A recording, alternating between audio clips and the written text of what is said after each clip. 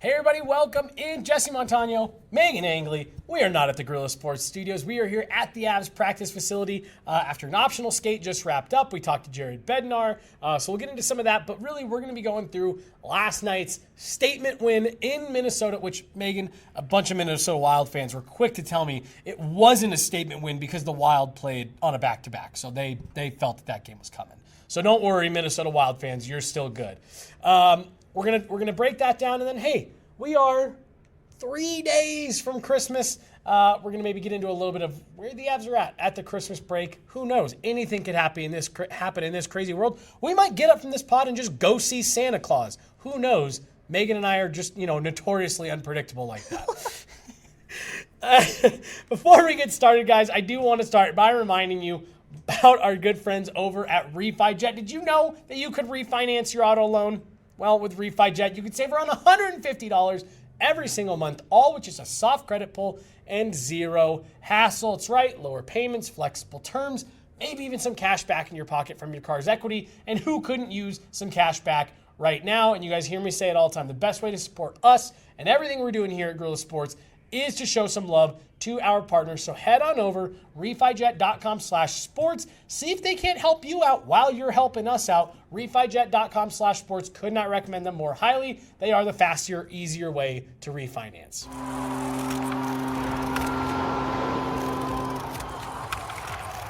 Hey everybody, welcome in Guerilla Sports Off Ice Monday edition. Holiday, Christmas week edition. We aren't very festive, but hey, that's all right. Happy Monday.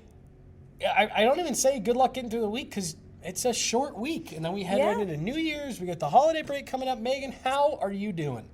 I'm doing well. Didn't get traded before the roster freeze, so that's good. That's always a good thing. Gives you a little peace of mind going into the holiday, and that's what I'm most excited for. I love this time of year. I won't lie.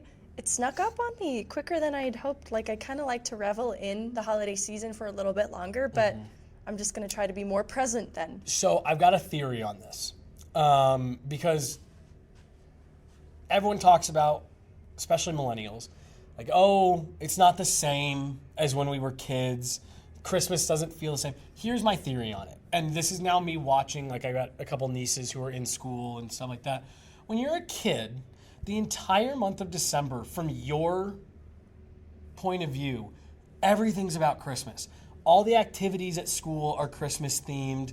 You have Christmas parties. You have little things you got to do, and then like all the TV shows you watched are holiday themed, and that's your biggest responsibility. So make sure you don't miss Bluey today. And so just like everything's holiday themed, everything your parents are doing for you in between all of the adult real life stuff is like, hey, let's make this kind of Christmassy, whatever. And so like you're just for a month inundated with the holiday spirit. And then as we get older, we have like responsibilities and stuff. Blech.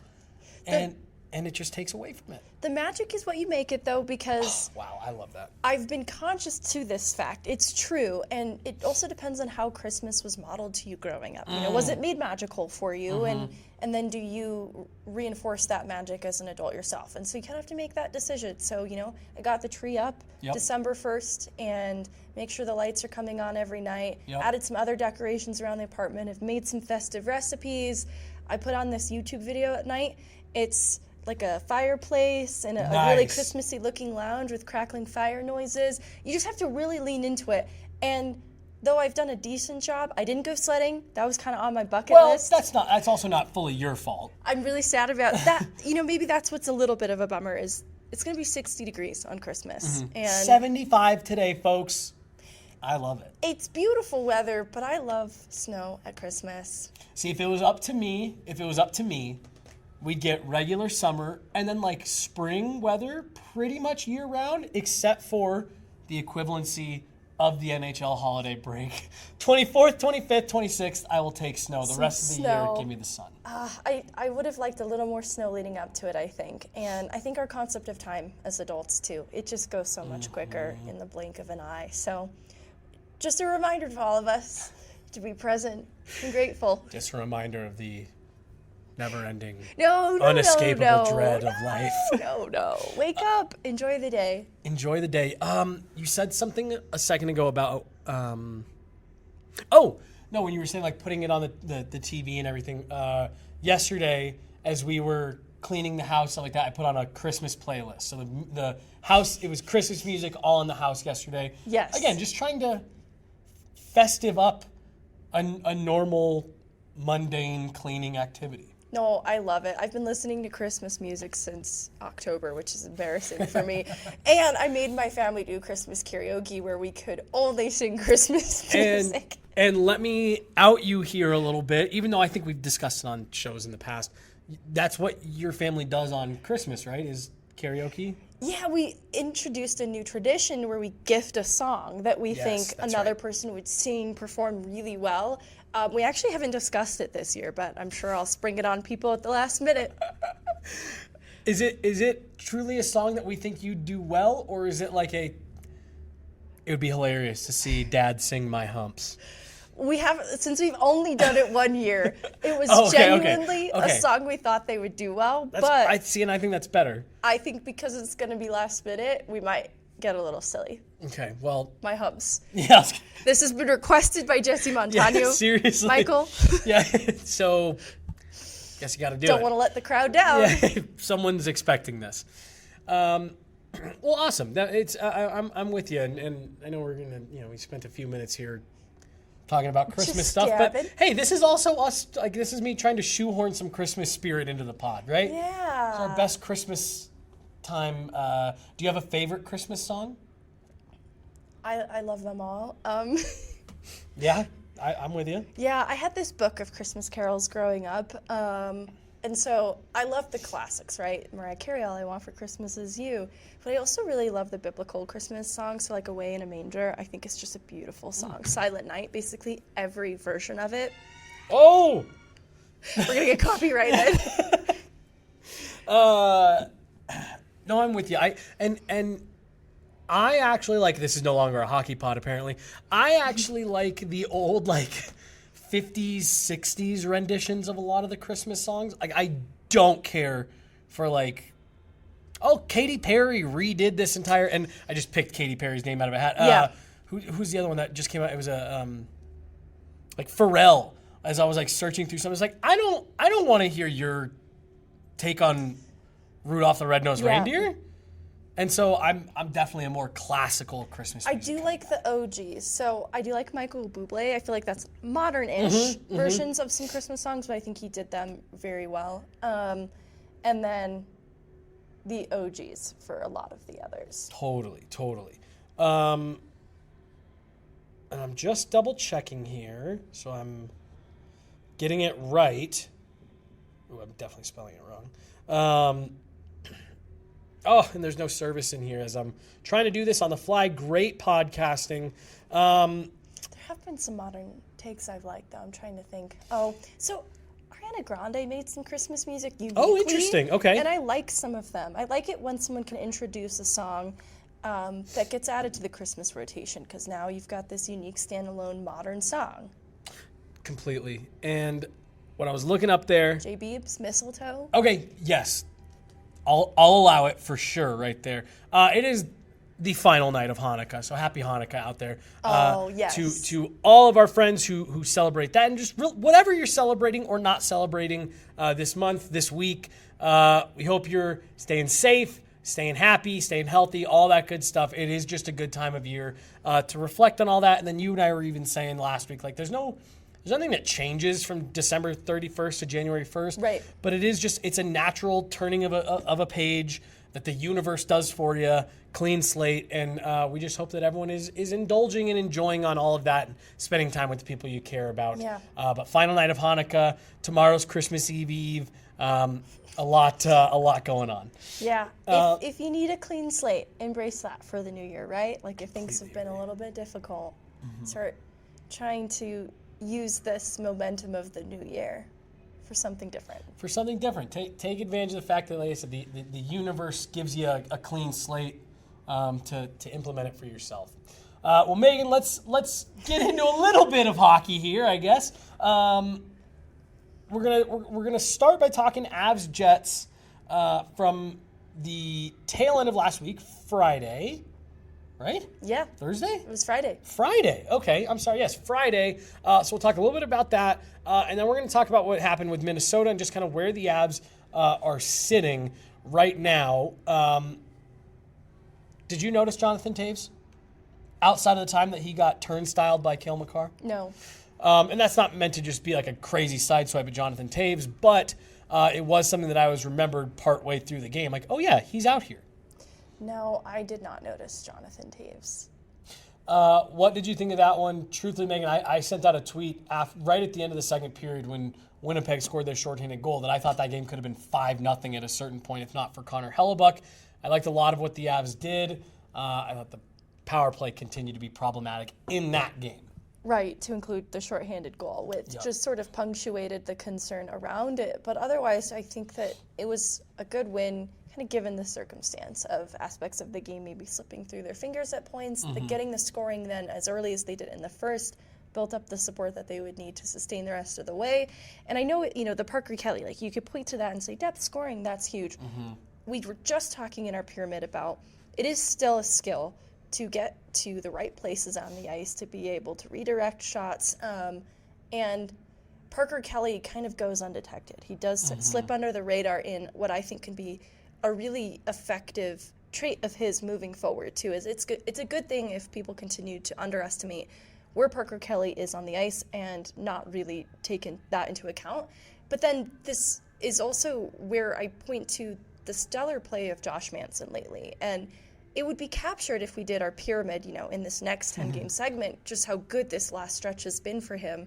But I didn't want to wait either, just to discuss not only getting the production that you're getting from Josh Manson, in addition to the aspects of his game he brings on a nightly basis. It's that physical edge, and it just has felt like it's up another notch. And then, of course, the offense alongside it, that Parker Kelly goal born from a Josh Manson shot, and then the Brent Burns goal earlier in that Jets game, feed from Manson. I think it's significant and worth noting then that they're getting this production from Manson. They're still getting that kind of grit and sandpaper aspect of his game, all while doing this on his offside. I think that he's really found a stride, a rhythm, and feeling comfortable playing that way as necessary. And it's just been great to see him kind of hit this high point in his game at this time of year. So two things. One, when we talked to Josh Manson after the Winnipeg game, he wasn't asked explicitly playing on his offside, but it was just kind of what you're alluding to. Man, the game just looks easier to you right now. We hear guys say the game feels slower, et cetera, et cetera. And, someone said it specifically when the puck was on his stick, and he made the joke. It's been great. I mean, it took me 4 shifts in the first period there to start to finally realize that I just got to pass it over to Brent, and then he can make plays from there. He's been hot. I think that's 6 games in a row for him. He's a good player. I used to have to play against it in front of the net where pucks San Jose would rim it out and he'd zip it to the net, and it was just lethal every single time. So it's nice to play with him now where I get to give it to him and let him just make plays up there. And I just thought that was a great quote of just it feels like he looks more comfortable playing with a guy like Brent Burns. It looks like these guys are playing off each other really, really well, and it is elevating both their games. And then Jared Bednar's comments after the game when he was asked a couple questions about, hey, Josh Manson, and he kind of not snapped back, but he was like, I don't think you guys are giving Josh enough credit for the player that he is. He goes, yeah, I think he's playing great, but I feel like we've seen this level from him before. This is who he is. And I'm paraphrasing that a bit, but he was just kind of making the point of this is the expectation for Josh. And yes, the injuries sometimes held him back from getting there. Sure, has he maybe not always played great? Rotating partners, whatever reason you want to fill in there, whatever it is, Megan, I completely agree with you. He looks comfortable out there right now. And my call out for him would be, he always brings it in the playoffs to where I dubbed him Playoff Manson. That's just the level he brings it to in playoff hockey. Got Playoff Nate. Yeah, playoff Nate, playoff Josh, and he's really effective in the postseason because of what he does so well. And what you don't always see translate in the regular season is due to availability, injury issues at times, and then just like a consistency thing too. Like if he does miss some time coming back, there's sometimes maybe decisions with the puck that boggle. And I felt like you've seen playoff Josh from the start of this season. And, it's taken a little bit for it to really get to this point. But I think in terms of the intent and the energy of which he's played with and just the availability generally, this has been playoff Josh since training camp. Yeah. And that's worth noting. And then you throw in the wrench then of like, Andy's been asked to play on his offside, kind of at a later point after training camp. And it really didn't stop him. It was a minor delay, really, from him getting to this point. And so I like Jared Bednar's call out. This is Josh Manson, as we know him. We just typically see it in the playoffs. Well, and I just wanted to add real quickly to the when Josh was asked to move to his offside, we in the media, publicly, you didn't really see a dip in his game. But when we talked to him about it, I love that he was like, yeah, it's hard. It's hard. Like, this is real. And it just, in my opinion, Megan, made it that much more impressive, like, what he's doing. It's like, well, we couldn't tell that it's really, really hard for him. He's making it look pretty easy, and the mistakes aren't often. And, again, after that Winnipeg game, he's asked about playing physical.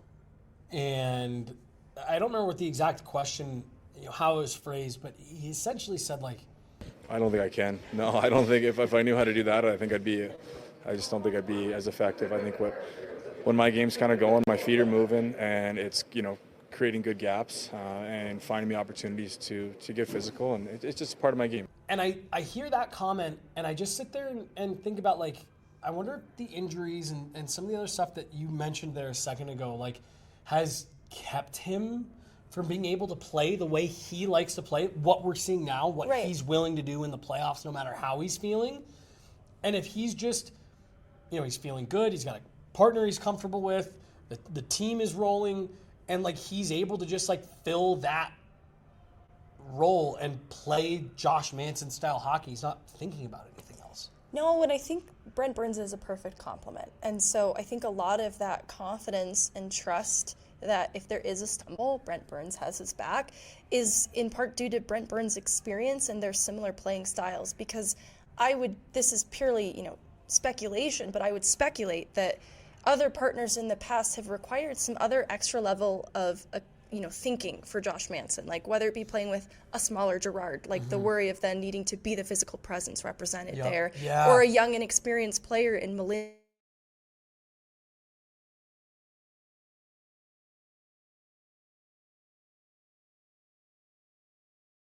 In my own game, but also prepared to help out my younger, less experienced partner.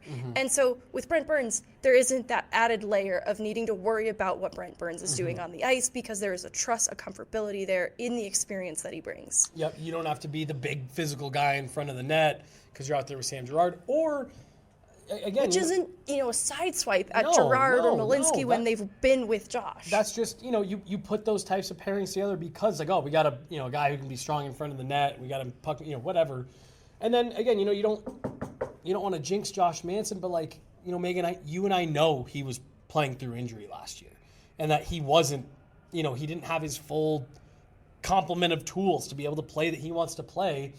Overcompensating in that way. But, again, it's the game against Winnipeg. It's a game where the Avs, he even said, like, I'm not looking to, like, swing momentum. We have a lead, but, like, hey, if I've got to get involved here after a big fight, like, that's the way I play, and that's what I'm willing to do. And I think it's you see a game like that against Winnipeg where Connor Hellebuyck's having a great night. The Jets score on a late penalty that the bench doesn't love. It's a broken play that leads to a tap-in.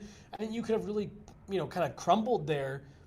But for everything that we're talking about with Josh Manson is being the best version of Josh Manson, like, I think that's a little bit of what we're dealing with everybody, where it's like, this team is just calm, in control, and even when things go awry, there's no panic in what's happening here. You look at the issues of the team over the last couple of seasons, and it's some kind of pitfall in their game, whether it be a lack of trust in their goaltending, they overcompensate then in how they play the puck in front of their own goaltender.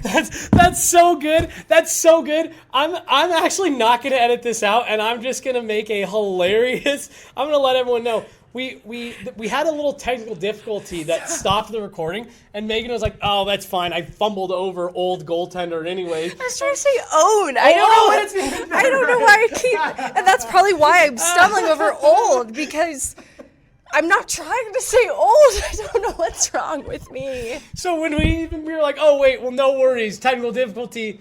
We'll get it right this time. We're not gonna know. Oh, that was so good. Nobody's gonna know. How are they gonna know? I believe everything in life happens for a reason, and I was meant to say that incorrectly. Oh, man. Anyways, how they play in front of their own goaltender, blah, blah, blah. Like, you would see Taves make uncharacteristic mistakes, and he's one of their best, smartest players.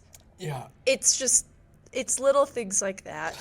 When Josh Manson is making uncharacteristic mistakes, he's not feeling 100%. And I think this is a testament to the team's health in a lot of ways, and also just the trust in every position, too, starting with goaltending. Yeah. And then I think you see that carry over into the Minnesota game on the weekend, Megan, where, again, like that game against Winnipeg is one where, like, you had to be sharp on your details. You had to be in control. You had to play till the very, very end. You had to find a way to get through a goaltender who was playing really well. Connor Hellebuyck made 10 Bell saves in that game.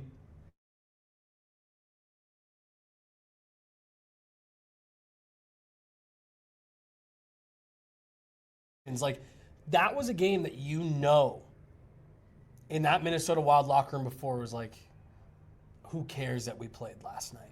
We are here to show we are right up there with the Colorado Avalanche. Jesper said it last time. We're a better team than them. We beat them, so we're better. And we're going to go prove it again here tonight. And Megan, I thought the Avs absolutely took it to the Wild from start to finish on Sunday.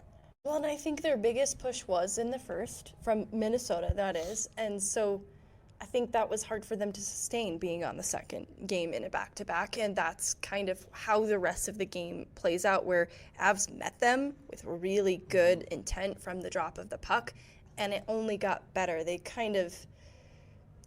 They smelled blood in the water. They knew they had Minnesota where they wanted them, and they just it was reminiscent of the Edmonton game, going back to earlier this year, where they didn't let up, they didn't relent, and it was the result they deserved. And it's a decisive one for a reason. I think they wanted to send a message, and I don't think it's as pointed as at Jesper Wallstedt and his comments after the shootout. Just, they see what Minnesota is doing in the Central, nipping at their heels and producing a really great stretch here the last couple of games. The Avs know they're getting any team's best on a nightly afternoon basis. And so it was no exception. Like, the way to get the results that the Avs have through this point, with just 2 regulation losses in December, we're going into the holiday break, is because they understand they can't take a game off, a period off, a shift off. And Minnesota Wild's second game in a back-to-back, no exception. Well, and to your point of the Avs,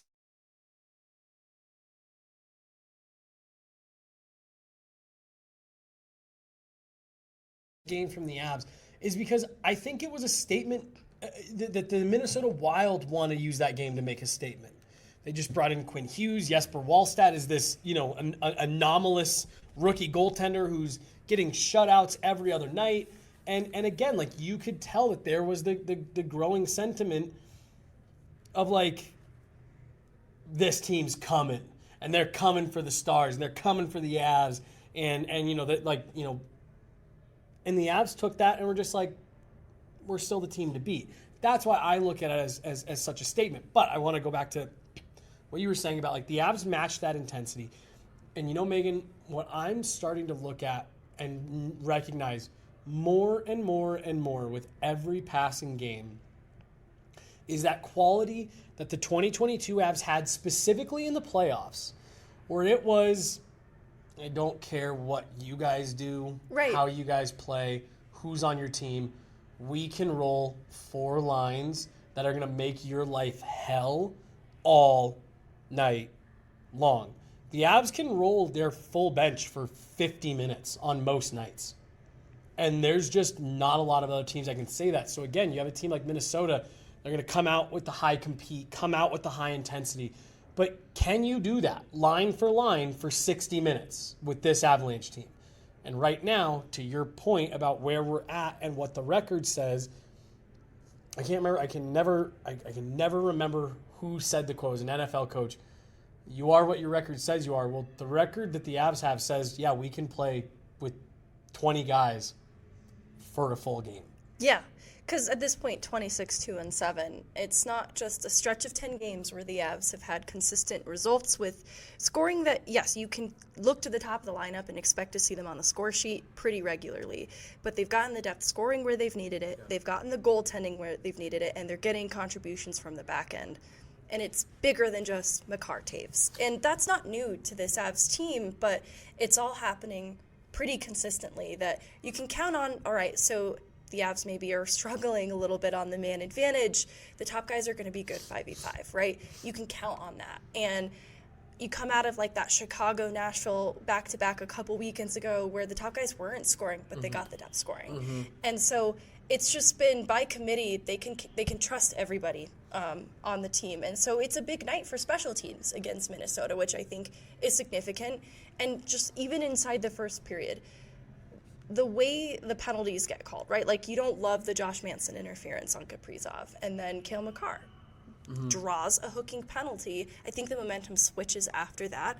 And that's where, if that period had a few extra minutes, what the top 6 were doing just to relentlessly control possession in the offensive zone, I think that's why Minnesota's strategy going into the second is to try to bait Colorado into getting off from their game. Hartman, try as he might, whatever. What? Huh? Why?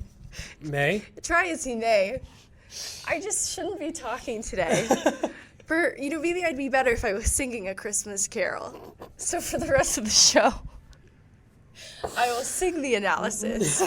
No, okay, but that's why I think the strategy is we need to try to put this game back in our favor, and the way to do that is to try and switch the energy a little bit, and it didn't work because the Avs had a lot of other things in their toolkit. And what you just said right there, Megan, is what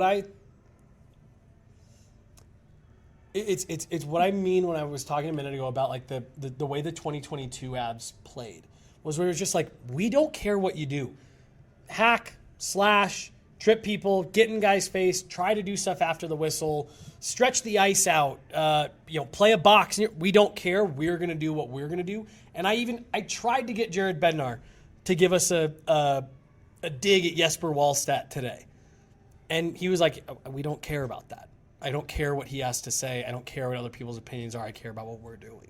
And like, I think when you have a team that's as good as this one is, but bought into that message and that mentality, like that is a really, really, really tough opponent for other teams. Because like you said, you could tell Minnesota tried to make a tweak there from the first to the second. Let's get ourselves back into this.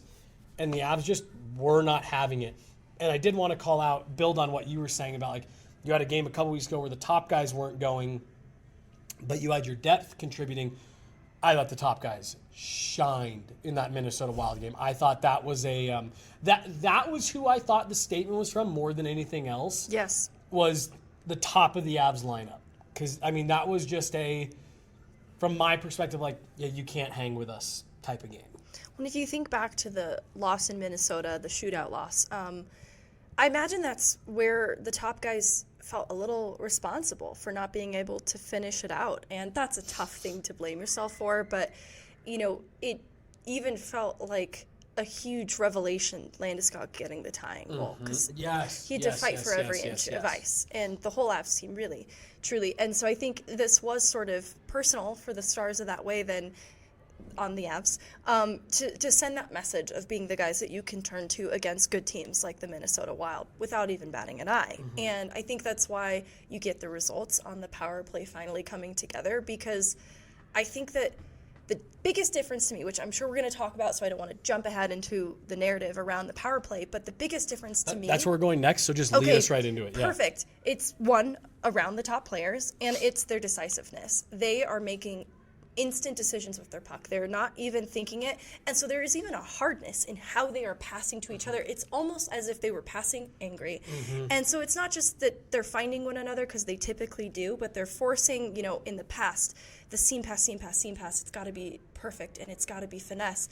This was hard. It was aggressive, and it didn't require overthinking or hesitating too long with the puck, dusting it off for too long. And I think that's why they found one another as efficiently as they did, as quickly as they did. Well, so to that point, I felt like Meghan, and how many times have you and I been sitting in the press box this year going like, oh my gosh, someone just pulled the trigger on it. Right. Because it feels like it's like fake one-timer, fake one-timer, fake one-timer, fake one-timer, force pass through a seam that wasn't there. Right. It felt like they were hammering those one-timers, so on the off chance where they would fake it, that lane was open because Minnesota had to play as if Brock Nelson was just going to rip that puck, as if Marty Necas was just going to shoot that from the slot, and suddenly those lanes were open. It has felt so often this season like that fake one-timer on the power play.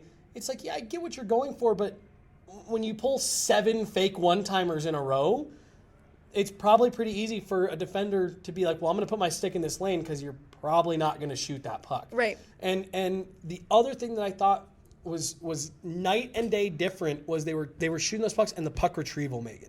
Right. They were winning races, winning battles, resetting, reloading, putting more pucks to the net. And so I think, too, what was giving them trouble is they wanted the perfect play immediately after an entry. And I think what they recognized is they're better off setting up a play after a whistle. And so the only way, not only, but the effective way, the more surefire way, instead of risking a broken play in search of the seam pass immediately upon entry, is to just shoot it. Put the puck on net, get a whistle, get a face-off, and then win the possession that way from inside the zone, now that you're already inside of it. And so that led to, races below the goal line to retrieve pucks and then protect pucks. So there's a little bit of a battle instinct, too, that every player on the 5-man unit had to deploy. And that's where I think, the presence of Landeskog being on the power play, it's bigger than just his net front contributions. He will battle for pucks. And so I think that's what allows them to then set up a play. And it's not trying to force one too many things past that point. And it would usually unfold pretty quickly after that next draw, then, too, after that whistle. And so as a result, I think they just simplified it a little bit in recognizing the advantage that they have in just putting pucks on net. It might not be the immediate goal, but, I get that that's the whole point of the power play, but it's hard to just score immediate goals. So I think they were a little more patient, too, in what they were looking for and how it was going to happen. Yeah, I completely agree. And I also think, and you've been someone, I want to make sure that you get credit on this, you have been hammering that point of, you have such great net front guys. With some of the different stuff that they've tried, it's you have great net front guys. Lean into those net front guys. And I'm with you. I think putting Gabe back on that top unit is not insignificant. I think it's the quiet difference maker. In addition to, I love that Bednar pointed this out today, but we've seen Brock Nelson off the wall before, and on the power play, I should say, and it just didn't quite work. But it's been excellent so far. His vision and his ability to find Nathan McKinnon in particular is so complementary to one another right now. It's working extremely well. And then Marty Necas, in the middle, what I'm liking about that is because he is such a dynamic skater, when he decides to skate through traffic and protect the puck, he has to be a little bit stronger on it. In that case, he's really effective at doing this, and he can move it in and out of difficult spaces because of this. I like him from the half wall at times because he's got a lot of creativity, but it was too much. It was all right, this is too much creativity. We're changing this up a little bit. You and I were even saying he feels to me sometimes like Marty Necas, he almost thinks the game faster than he can play it, and he does stuff where it's whoa, chill out, slow down there. I just wanted to call out one. We gloss over it because they happen so frequently, but huge Cale Makar game. I thought Cale was great. in that game, showing Quinn Hughes, who's still top of the Central. And then Nate was great as well, but I did want to key in on Brock Nelson. Before I go to Brock, did you have anything on Kale or Nate? Well, I just think the Kale the setup to Marty Netchus off the cycle was just like that's Kale McCarr. Obviously you expect him to be an impact player on the power play for the Avs, but don't take for granted what he can do to create down low. After moving, high to low too, it's just so hard to contain. That's where I see Quinn Hughes sort of in that lane to the net, just not anticipating this passing play then down low because of how quickly that cycle unfolded. And it was just kind of, it just kind of punctuated the conversation between both defenders and where McCarr just separates in a class of his own, in my opinion, because it's not as if Quinn Hughes had no impact on the game for the Minnesota Wild. It was just something like that really punctuated the difference between these two players in my eyes. That right now, Kale McCarr he's in his own tier, and then there's everybody else, and where everybody else ranks, and there's definitely up for debate, and there's a lot of very, very good elite defensemen in that other tier. I'm with you, though, Megan. I just think that right now, Kale McCarr is in his own tier. Brock Nelson, now on pace for 33 goals on the season. Huge insurance marker from the Minnesota native yesterday, and again, comes on a hard pass from Sam Girard that Brock Nelson gets all of. And again, it just continues. He just continues to impress, and he as he settles in and looks more comfortable.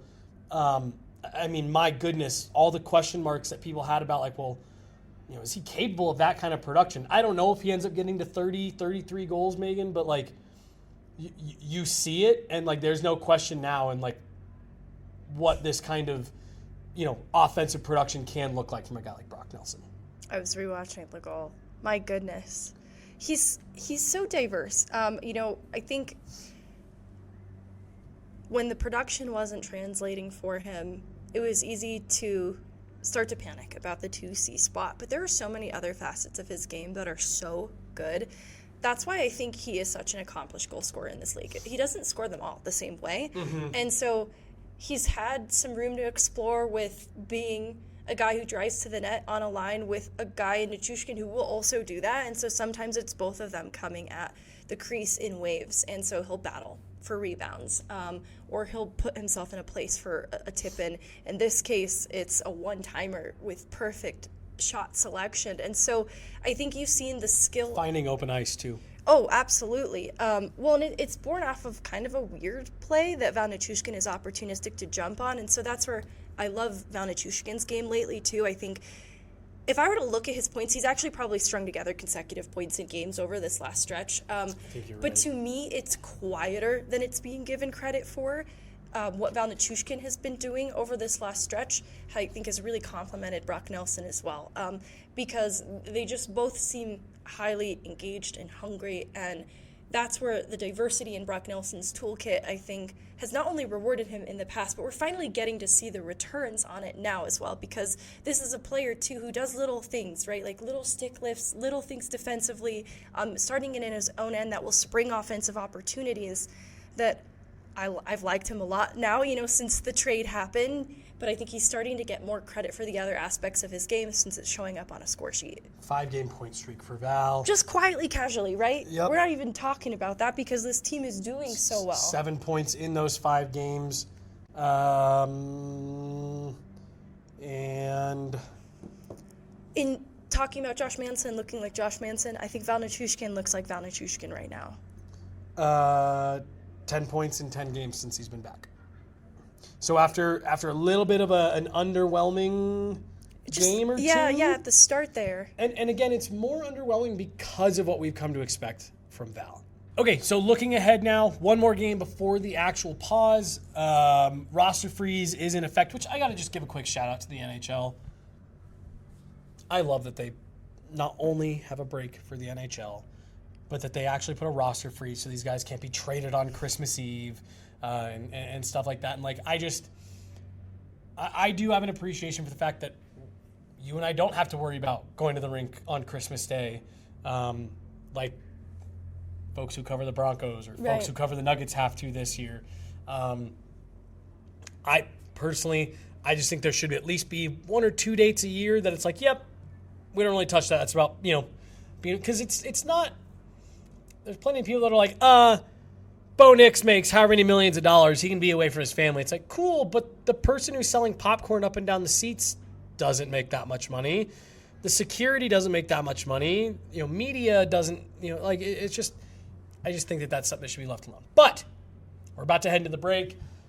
Utah, after such a hot start, dealing with some injuries, a little up and down right now. They're in the thick of the fight.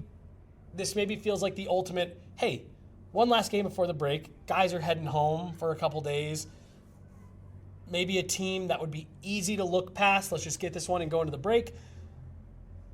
Maybe extra punctuation on, here's a great test of how dialed are you? How much are you not looking past your opponent and getting ready for every last team as a team that's struggling, team that's dealing with injuries the day before Christmas Eve? Yeah, well, and I don't have the record in front of me, but the series between Utah and Colorado so far has not been an easy one. I think it's split. Maybe, I don't know if they've played just one apiece or if there's one more game I'm not accounting for. All that to say, I recall them being pretty good games. I think Utah has not given the Avs an easy run at things. And so all that to say, they shouldn't underestimate Utah is where I'm going with it.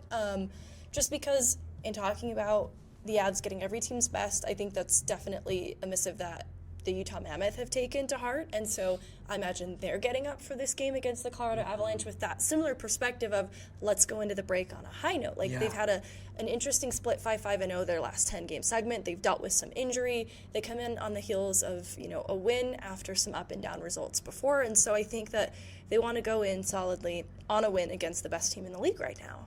And I imagine then the Avs, though not really, you're right, they don't need to get into the head of the opponent very much. But they do have to probably keep that back of mind that they're getting every team's best right now. Utah will be no exception, just like Minnesota was no exception. And so it's a matter of a test of their own. How consistently can they really, really push this? 2 regulation losses. Let's not make it 3. Let's not make it 3 going into the break because it's a really impressive record to have going into the holiday, and I imagine they want to preserve it. Yeah, no, I don't think I can add much beyond that. Like I said, I look at this from the mental standpoint of it, of we've seen this team do a lot of the right things, and I think even that game in Minnesota was a sign of how veteran and how mature this group is. Even when Minnesota starts to put a push back in the third period, the Avs just kind of squash it. The game ends up being pretty unremarkable. I want to see them do that again tomorrow, where it's like, yeah, we are so dialed in, we are so proficient at taking care of our own business that it's just another game where we're going to show up the way that we have all season long, because it's just another game. We don't care who it's against or the fact that it's the day before Christmas, the Christmas break. That's what I'm looking for out of this group. Interesting. Yeah, they've won 5 in a row for the Avs, and after a game where the top guys have played so well, I'm always excited to see what kind of a jump it gives the rest of the lineup. And so, I imagine from the bottom 6 perspective, looking at a guy like Victor Olofsson, who's had maybe a quieter stretch over the last 10 games, this is probably a great opportunity for those guys to have big nights. Not that I'm saying Nate McKinnon shouldn't pop off tomorrow. I just always see it as a great opportunity then for the lines lower in the lineup to seize. And I think that it would be great for Victor Olofsson to have a big night tomorrow. Yeah, he's maybe someone that we should talk about on an upcoming pod because he's definitely cooled off, but I feel like the hate he gets is a little bit more than maybe what's warranted. He's on such a ridiculously cheap contract for just a year, right? Yep. And he's still doing, the right things, playing Avs hockey away from the puck. It's just the production isn't crazy. But did you expect it to be? I didn't.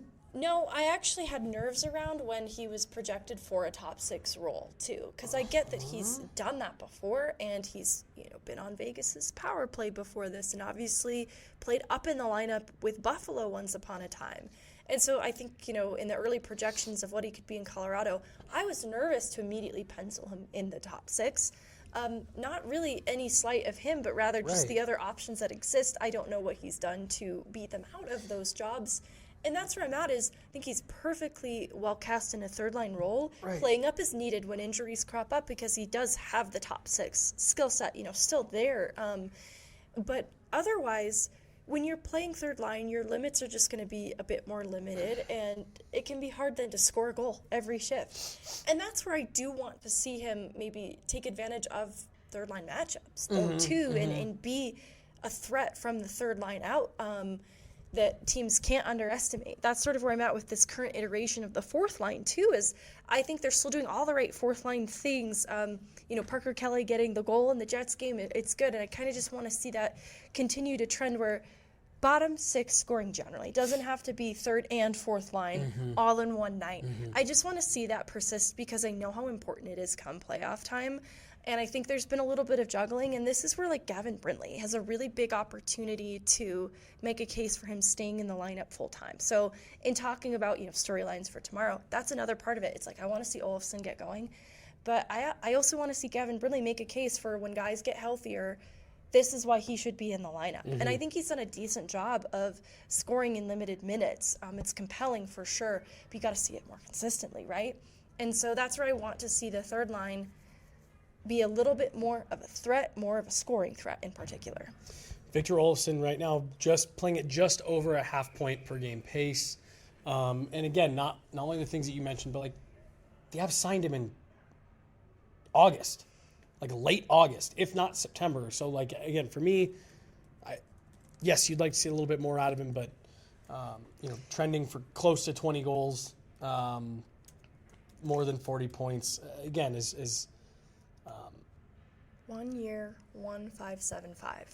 Yeah, it's not bad. Right. As long as he doesn't disappear here in the back half, you feel fine about what he's given you, and I'm just not worried about it in the way that I've heard other people. What I'll say about that too is his baseline is it's not that he's just not scoring and he's a liability in these other ways. He's pretty neutral otherwise. It's fine. I will see shifts from him where he is an impact on the forecheck, and I think that had to be a part of his game that he built out starting Vegas, now here in Colorado. So to see him continue to be committed to that side of the puck is encouraging to me. And then the other thing about Olofsson is he does score kind of in bunches, and so it's a quiet period. Reminds me of Evan Rodriguez in his time here. Andre Burakovsky, not Tomas Tatar, right? That's the comparison I've seen. I get shades of Evan Rodriguez, who... That's a great one. You could turn to, actually, to when maybe the top guys weren't having a great night. You could count Evan Rodriguez stepping up. It always stunk when his game grew quiet.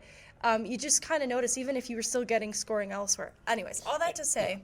Well, and that one was even more noticeable because the roster wasn't as deep as this one is. They were so injured. Right, you needed Evan Rodriguez to be... Yeah.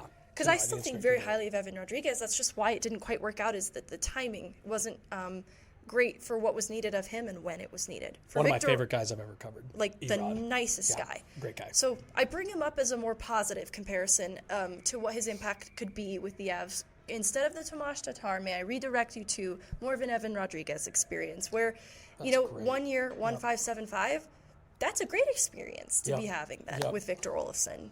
I think that's a great comparable, and I think that's a great place to stop today. But I want to talk about the old goaltender one more time.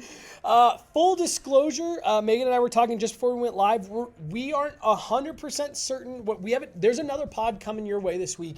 We're just not totally sure if it'll be in our regular pod slot time of Friday, or if we'll wait and kind of turn it into a two-hander with the game on Saturday, potentially from Vegas or from the studio. We're not totally sure. More content coming your way. We're just still working through the kinks of what is always a crazy couple of weeks schedule-wise with Christmas, then New Year's.